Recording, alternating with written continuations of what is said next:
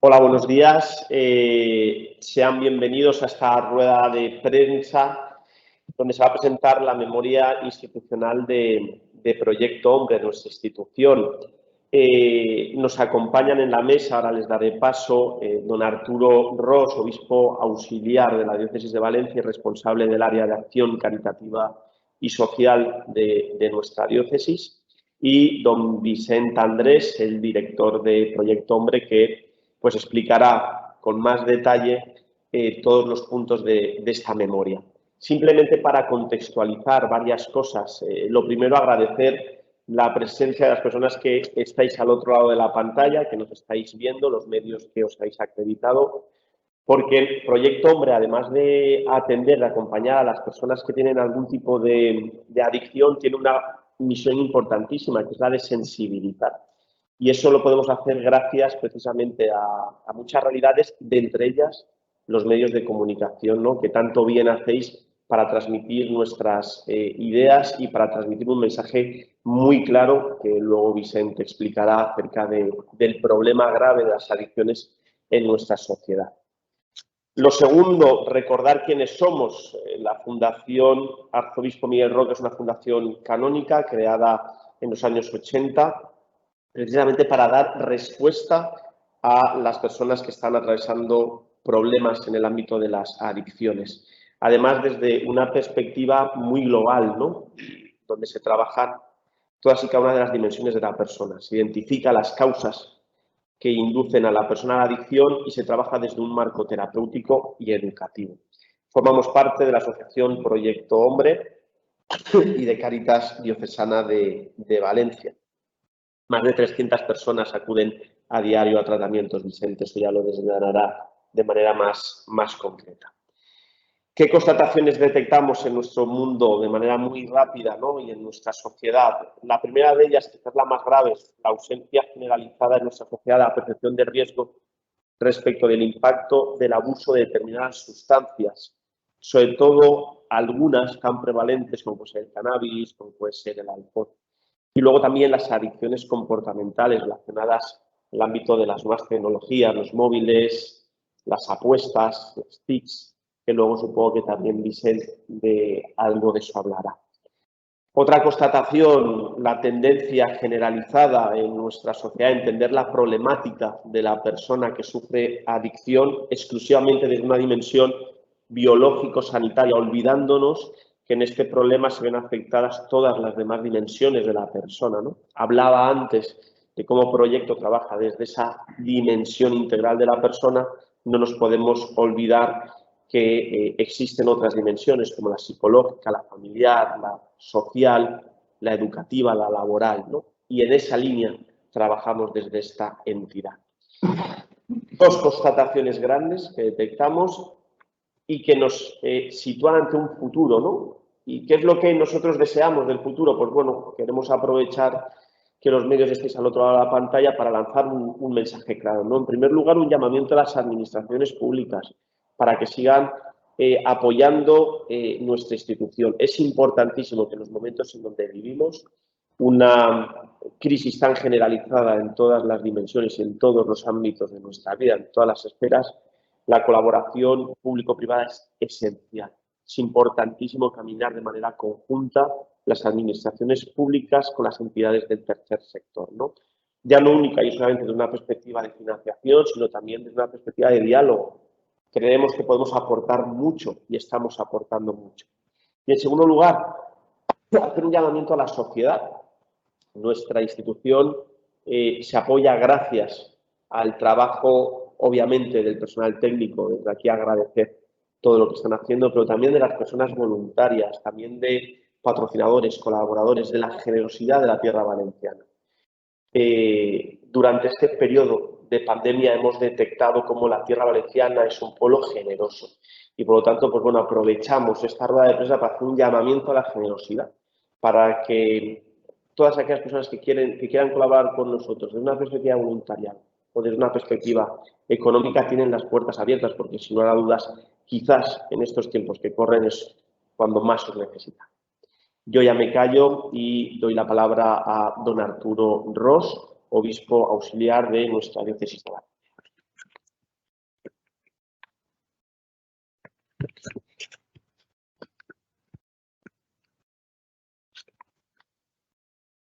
Muchas gracias, don Ignacio Grande, don Nacho Grande, señor director de Cáritas. Me dirijo al público presente, que es abundante. Buenos días. Suena bien decir buenos días y me contesté muy verdad. Y a los que nos podáis seguir a través de los medios, buen día. Es verdad que no quisiera parecer un adorno en este contexto de esta comunicación, sino expresar pues un par de cosas que siento profundamente en el alma, y es gratitud, no solo por los que nos acompañáis en esta jornada, sino especialmente gratitud por el trabajo inmenso que se hace en esta casa todos los días. Son los trabajos buenos, bonitos, invisibles y eficientes. Digamos en nuestro lenguaje, pues que Dios os lo premie y nos canséis de hacer tanto bien. No son cumplidos, porque es el ser y el quehacer de Cáritas está trabajando siempre por el bien de los demás, especialmente por las personas más vulnerables. Yo creo que hay dos o tres realidades muy esenciales de la tarea cotidiana que hacéis en este campo tan difícil, tan complejo, tan variado, ¿verdad? Y tan innovador, porque las cosas van cambiando y van siendo nuevas. Y yo creo que aplicamos el ser de Cáritas, la esencia evangélica, que es acoger y acompañar, acoger y acompañar. Esa es la grandeza de nuestra vida, es lo que nos hace grandes interiormente y nos motiva al trabajo a acoger. Es una palabra, permitidme que os recuerde esto, por ser más mayor, no por más mérito, que repetía muchas veces don Miguel Roca Cabanillas. Cuando a veces decían situaciones de dificultad, de conflicto, decía siempre acoger, acoger, acoger, acoger, acoger, acompañar.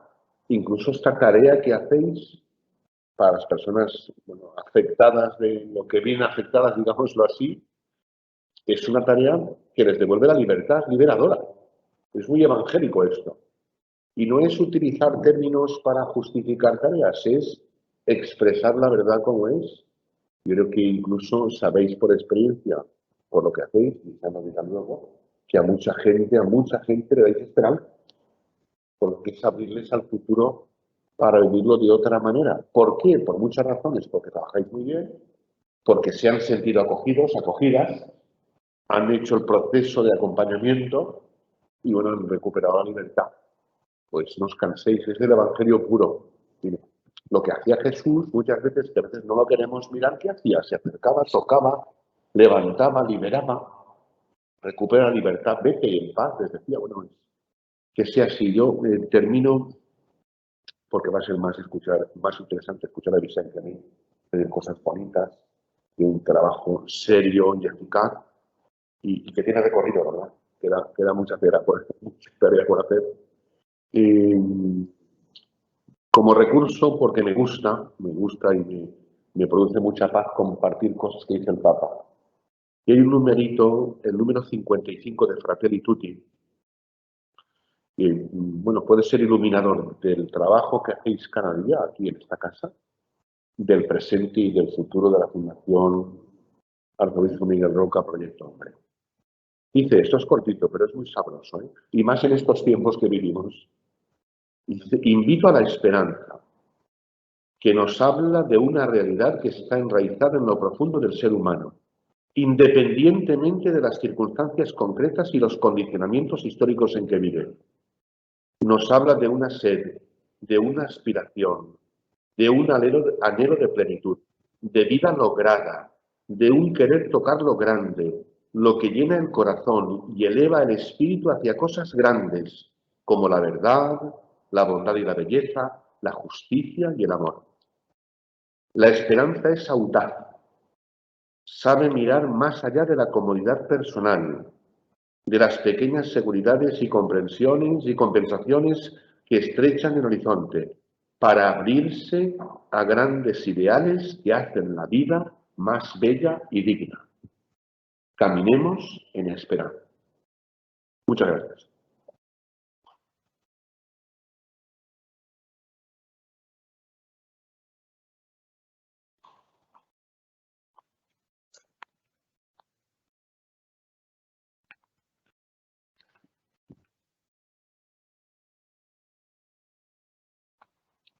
Buen día, buenos días. En primer lugar, agradecer las palabras de nuestro presidente, don Ignacio, y de nuestro obispo auxiliar, don Arturo, porque si algo caracteriza a la Fundación Arzobispo Miguel Roca es esa capacidad de acogida y de generar esperanza, porque las personas que vienen a nosotros han perdido esa esperanza. Las familias muchas veces vienen derrotadas y gracias a esos 50 profesionales y 100 voluntarios podemos hacer esa acogida y ese acompañamiento para recuperar esa buena vida a la que todos aspiramos. Para ello, la Fundación ha dotado de unos medios. La Fundación Arzobispo Miguel Roca lleva 35 años trabajando en adicciones, se ha ido adaptando a las realidades cambiantes del mundo de las adicciones. Tanto el mercado legal como ilegal de las drogas nos ofrece unas posibilidades que no calibramos el riesgo y que ahí está. Sigue siendo un problema grave, aunque preocupe poco a la sociedad y también preocupe poco a los políticos. Entonces, de aquí agradecer a los medios que nos den esta oportunidad para ser altavoz de esta realidad que ahora preocupa poco. La Fundación desarrolla 2 áreas de trabajo, un área de tratamiento cuando ya han surgido los problemas, cuando hay que intervenir, y un área de prevención. Pensamos que es mucho más efectivo intervenir antes de que los problemas lleguen a ser graves. Y ahí luego comentaré qué cosas estamos haciendo. Me quiero detener un momento en este momento especial, ahora que parece que estamos saliendo de la pandemia,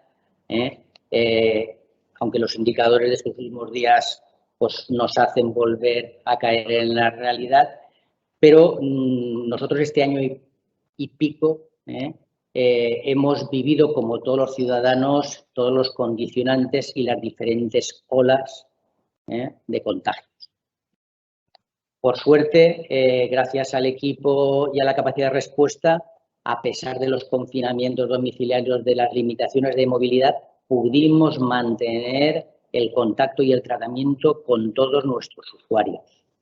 Esas más de 300 personas en ambulatorio, en la comunidad terapéutica, en la vivienda de acogida, pudimos mantener el contacto online y ahí articulamos medios telefónicos, mensajería, videoconferencias. Tanto es así que estamos elaborando un tratamiento online para las adicciones, porque hemos visto un potencial en todas estas herramientas que la realidad nos ha obligado a utilizar. En la comunidad terapéutica que quedó confinada, los usuarios entendieron esos condicionantes y fueron capaces de continuar su tratamiento. Los que estuvieron en casa nos llegaron a decir que se habían sentido más atendidos incluso que cuando venían aquí, porque desplegamos los medios que ofrecimos una atención de lunes a domingo 24 horas. Fue algo realmente bueno, que la situación lo requería y eso nos llevó bueno, a hacer una cantidad de gestiones de adaptar materiales para continuar tratamiento, que gracias a esa creatividad del equipo, pues todo eso fue efectivo. Los resultados fueron que las personas, el 90% continuaron su tratamiento adaptado a ese medio online, que las recaídas y los consumos pudieron detectarse a tiempo y reconducirse. Bueno, pues de ahí pues, felicitar al equipo y a las personas que están en tratamiento por ese sobreesfuerzo. Hoy, después de este paréntesis tan largo de la pandemia, hemos vuelto a recuperar lo presencial, alternando también con lo online en la medida en que puede ser útil para el usuario. Este año, a pesar de esos condicionantes, nuestros servicios de información y acogida siguieron prestando esa atención y atendimos a 1.370 personas. Familias que llaman pidiendo asesoramiento, que no saben dónde recurrir, usuarios que quieren afrontar esa adicción, entrevistas de diagnóstico para presentar tratamiento. O sea que a pesar de esos condicionantes, esa demanda se mantuvo. Incluso en algunos de nuestros centros, como fue en Valencia y en Ontinyent, esa demanda creció. En muchos casos, porque ese confinamiento puso a la luz esos conflictos familiares, esa adicción que se sospechaba pero que no afloró, y eso hizo que, bueno, pues posiblemente ese incremento en la atención.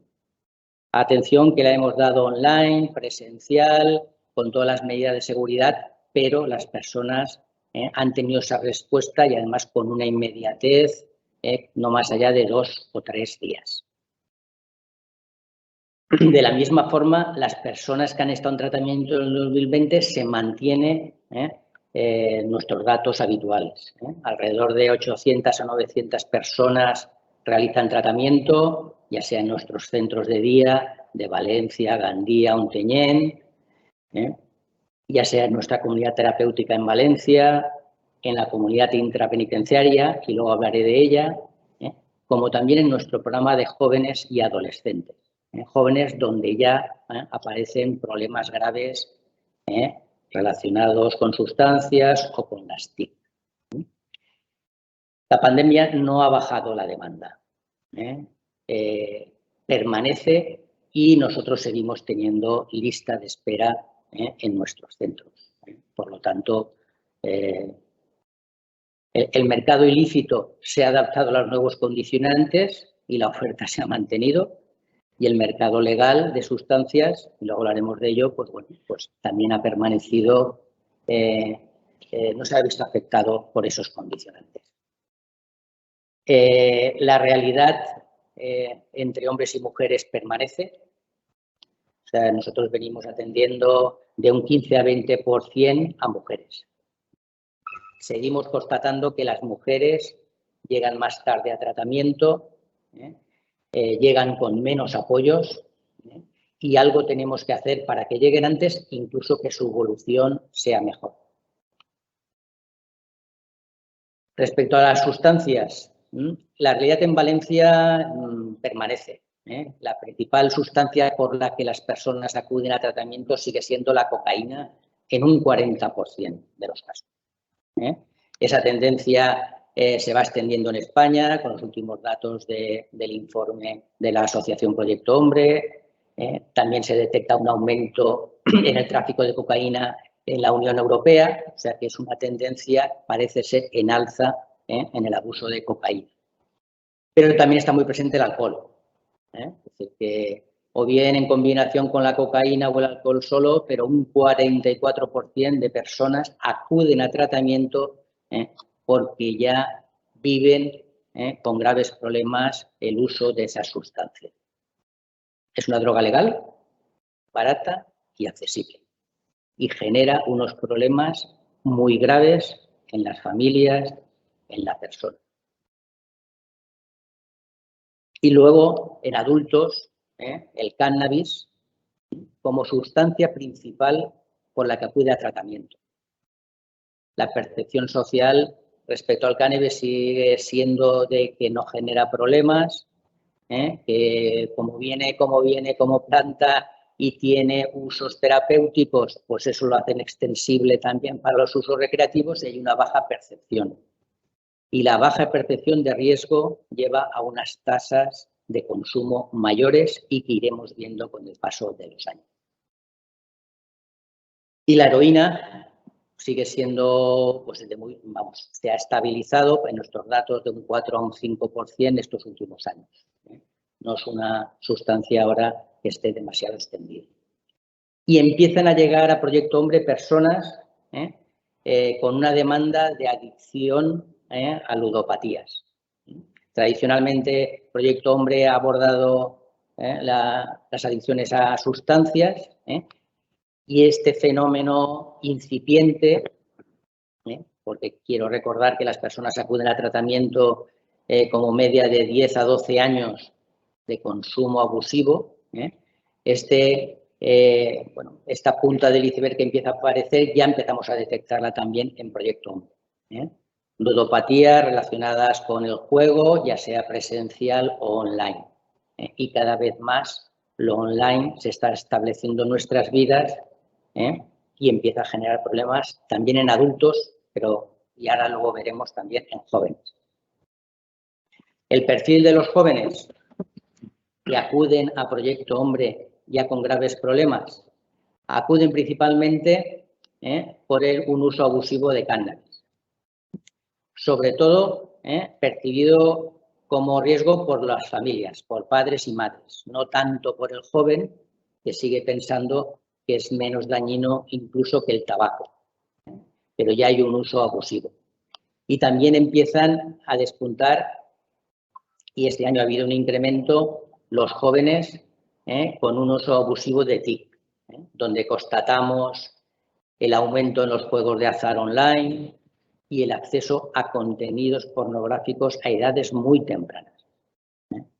Ahí es importante que los padres adquieran competencias digitales, como las hemos aprendido para otros medios, para controlar el acceso a un mundo desconocido para padres y a un mundo donde los chavales tan jóvenes no es beneficioso para ellos.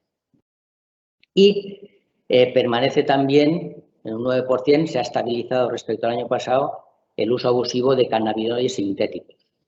Es un fenómeno de la zona mediterránea de Valencia, una nueva sustancia psicoactiva que genera rápidamente pues, brotes psicóticos y que en la Comunidad Valenciana pues, ha empezado a distribuirse por personas más jóvenes. Quería detenerme un poco este año, apuntar el trabajo que hacemos dentro de prisión. El año que viene cumplimos 20 años. 20 años que estamos en el centro penitenciario de Picassent, ofreciendo un itinerario integral a personas privadas de libertad y que tienen problemas de adicciones. Cualquier persona que entre en prisión que tenga una adicción puede pedir ayuda y nosotros desde un primer momento tomamos contacto en el módulo donde esté, iniciamos una fase de preparación para entrar en el módulo 1 que funciona como una comunidad intrapenitenciaria. Un espacio libre de drogas donde se realiza un trabajo personal y grupal intenso, como suele ser nuestro estilo en las comunidades terapéuticas, pero que luego, cuando salen en libertad en tercer grado, continúan tratamiento ambulatorio. O sea, ofrecemos un acompañamiento desde esos momentos de duda de no sé qué hacer hasta la reinserción. Y queremos poner en valor ese itinerario donde recibe un escaso apoyo económico por parte de la Administración por encontrarse en un terreno entre competencia estatal y competencia autonómica, que realizamos principalmente desde los recursos propios, pero que ofrece una alternativa real y con grandes resultados de reinserción. De 6 a 10 personas acaban con alta terapéutica y nuestras altas terapéuticas son exigentes. Significa una integración social, laboral y familiar.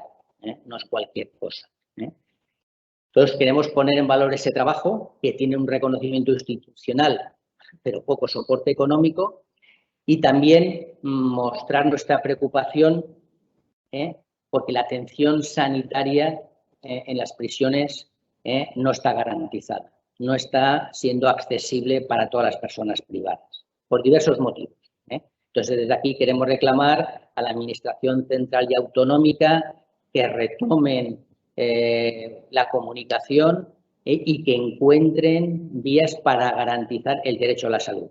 La privación de libertad no conlleva una privación del acceso a la salud. Y en este momento, por diversas circunstancias, eso no está garantizada y desde ahí queremos por recordar ese derecho. También en la prisión la pandemia se vivió de una forma especial. Hubo confinamientos de módulos, los equipos en determinados momentos no pudieron entrar, nosotros pudimos mantener el contacto telefónico Y una de las personas usuarias de nuestra comunidad nos trasladaba este mensaje desde ese confinamiento. El confinamiento por errores cometidos no es algo nuevo para mí, pero sé que para todas las personas que estén en sus casas, quizás sí. Y pienso en ellos y pienso en cómo podría ayudarles. Deciros que ni aún en la soledad estamos solos, ni aún encerrados estamos privados de libertad. Ahí ese mensaje de esperanza y en esta etapa de pandemia recibimos vídeos, cartas de voluntarios. Bueno, realmente no nos sentimos ni se sintieron solos, ni en los peores momentos. El perfil de la persona con problemas de adicciones que llega a Proyecto Hombre. El hombre con una edad media de 40 frente a 42 en la mujer. Ya lo decía antes, la mujer llega más tarde a tratamiento. De las personas que vienen a nosotros no hay diferencia en cuanto a sustancias. Es decir, las personas vienen aquí porque ven que el consumo de cocaína o alcohol les está generando muchos problemas.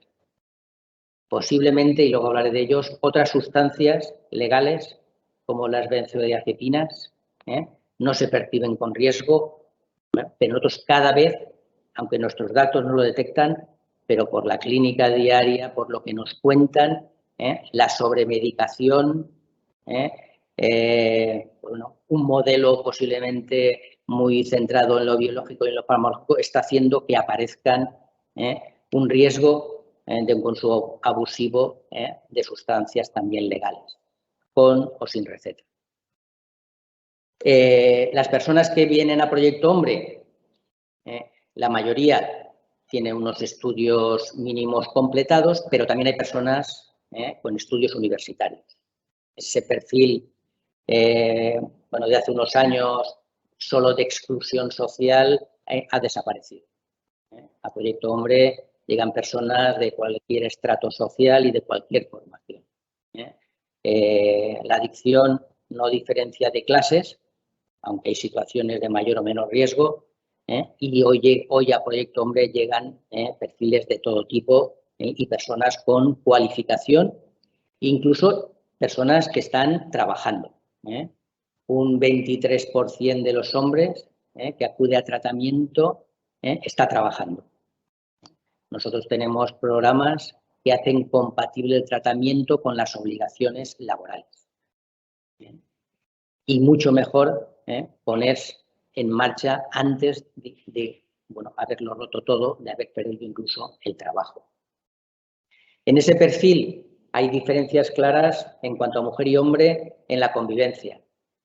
Un 10% de las mujeres frente a un 1% vive sola con sus hijos. Las mujeres que acuden al tratamiento vienen más solas y muchas veces con sus hijos, lo que hace también más difícil el acceso al tratamiento. Y un 22% no tienen ingresos. Y aquí queríamos aprovechar para recordar que es conveniente agilizar todo las rentas mínimas, la renta garantizada, que ha abierto unas expectativas de derecho a acceso a unos ingresos mínimos, pero que por diversos motivos no está siendo lo ágil que nos gustaría o que necesitarían las personas. Y de ahí ese dato de 22 personas que acuden a tratamiento que no tiene ningún ingreso. En el perfil de jóvenes, con un rango de edad de 12 a 23 años, 12 familias que vienen con sus hijos donde ya presentan graves problemas de convivencia intrafamiliar, fracaso escolar o uso abusivo de las TIC. Como decía antes, la sustancia por la que viene es el cannabis y a partir de ahí vemos los demás problemas que aparecen en ese entorno familiar. La mayoría viven con sus padres y constatar dos realidades. De esos chavales que vienen, alrededor del 80% consume en su red social. O sea que es un consumo del grupo, es un consumo recreativo. Y además, en un 50% no tienen un ocio estructurado. No saben en qué ocupar su tiempo. La pandemia agudizó aún más eso. Es decir, el confinamiento en el hogar, donde la única posibilidad era relacionarse a través de las redes, aún agudizó más ese ocio no estructurado. Y la imposibilidad de realizar actividades fuera de casa, pues se lo pusieron muy difícil a nuestros jóvenes. Todo eso apunta a la necesidad de medidas preventivas y de ocupación del tiempo libre.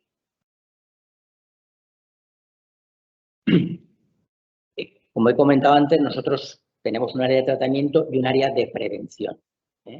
A pesar del confinamiento, nos adaptamos y pudimos continuar ofertando esos programas de prevención. Hicimos actividades preventivas a 1.382 chavales de primaria y de secundaria. Fueron presenciales cuando se pudo, fueron online, tuvimos que arbitrar nuevas dinámicas, pero pudimos continuar ofertando esos programas preventivos y los colegios sintieron la necesidad de continuar haciéndolo. Incluso en los momentos finales de curso, en algunos colegios nos pidieron los programas de prevención de las TIC, porque habían detectado que este confinamiento había agudizado el uso abusivo de las nuevas tecnologías. Realizamos los cursos de prevención a agentes preventivos y continuamos dando charlas de sensibilización. Ahí invitamos a que visitéis nuestro canal de YouTube, donde hemos ido elaborando materiales de sensibilización con pequeños vídeos donde tratan los factores de prevención y de riesgo relacionados con los jóvenes. Vídeos muy cortos, muy focalizados en un tema y que pensamos con una vertiente educativa interesante. En el área de prevención también venimos desde hace unos años desarrollando y ofertando programas preventivos en el ámbito laboral. Pasamos muchas horas en el trabajo. Las estadísticas nos dicen que en muchos accidentes laborales está presente algún tipo de sustancia. Entonces, de ahí nos lanzamos hace unos años a ofrecer a las empresas, dentro de esa preocupación por la salud de sus trabajadores, una oferta formativa para prevenir las adicciones. No solo ofertar el tratamiento cuando ha surgido, sino desarrollar un plan de prevención, ya sea desde la responsabilidad social o desde la preocupación por la salud. A pesar de las medidas de confinamiento, y algunas medidas se tuvieron que paralizar por los ERTEs, estuvimos elaborando, hicimos diferentes colaboraciones con las mutuas y presentamos un manual de prevención con Omivale, que nos parece un material muy interesante para ir desbrozando un tema donde hay muchas resistencias, pero donde hay mucho que ganar. Y donde las empresas que ya sea desde la dirección y desde los representantes de los trabajadores han iniciado ese camino de convergencia, pues bueno, los resultados son muy prometedores. Ahora estamos retomando otra vez ese contacto con el mundo empresarial. El día 26 fue el Día Internacional de Lucha contra el Uso Indebido de Drogas. Las drogas se han normalizado y se han invisibilizado. Entonces, desde la asociación lanzamos una campaña con diversos materiales que os invitamos a visitar, con el eje de hacer visible lo invisible. Las sustancias están ahí, no tenemos esa percepción de riesgo y de las consecuencias en la salud y en los entornos que pueden generar, y por eso invitamos a hacer visible eso que no queremos ver. Ya sea en sustancias legales, para nosotros las más importantes, ilegales o, como decía antes, los ansiolíticos, los hipnosedantes, con o sin prescripción del médico, donde detectamos ya un uso abusivo. Nos lo refieren los chavales cuando nos hablan de sus entornos familiares, lo que están viendo a veces, porque como bueno, están al alcance de todos, parece que queremos afrontar o solucionar nuestras preocupaciones con fármacos que evidentemente no nos van a ayudar a solucionar esos problemas. Y ya para acabar, 3 propuestas. Nuestro presidente ya las enunciaba y yo quiero pues reforzarlas. Es algo que venimos repitiendo año tras año, pero realmente hay que hacer una apuesta por la prevención.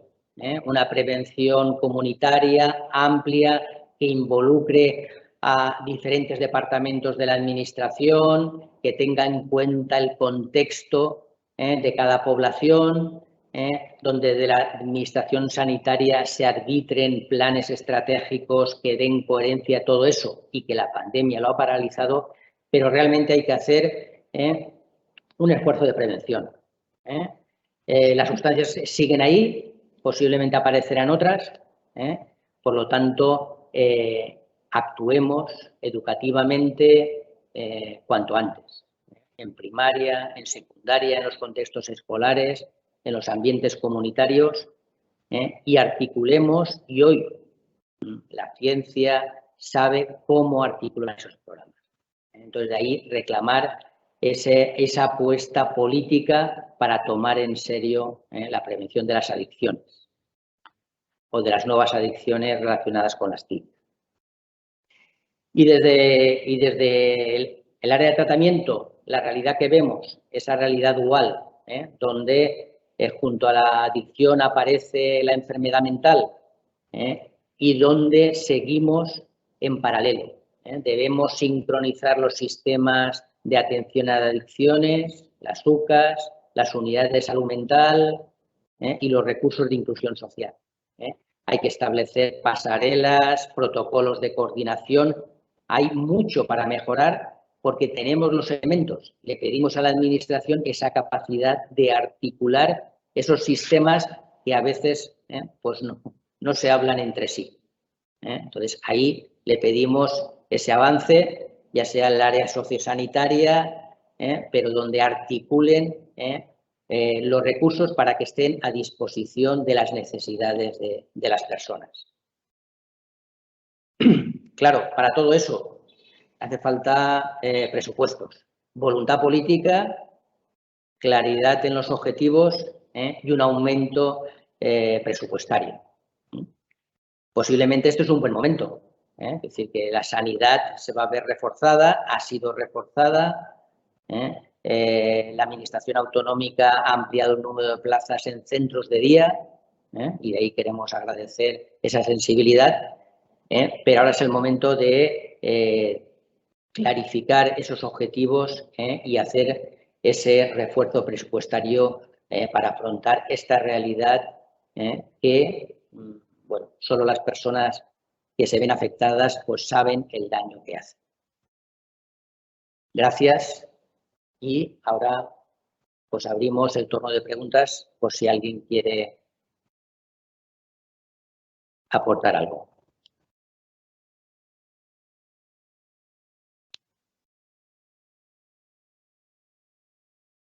Bien, pues damos unos minutos y si no, pues daríamos... Bueno, lo has dejado tan claro, también explicadito quién te pregunta, ¿no?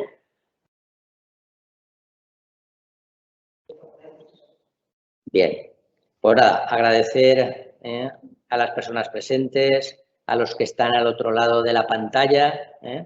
Aunque ya estamos muy entrenados en todo esto, pues nos cuesta no poder reconocernos en los ojos, nos cuesta no poder abrazarnos. Aquí en Proyecto Hombre es muy importante también el contacto físico. De hecho, esta tarde retomamos las despedidas de las altas terapéuticas. Para nosotros son un momento muy especial donde las familias, las personas que han acabado el tratamiento, el equipo se encuentra. Nos vamos a encontrar en el jardín con todas las medidas, pero después de año y medio tenemos un deseo de poder celebrar ese gran momento donde, pues con gran esfuerzo por las personas, han conseguido esa alta terapéutica. Gracias a todos por seguirnos y para cualquier cosa, pues seguimos en Proyecto Hombre.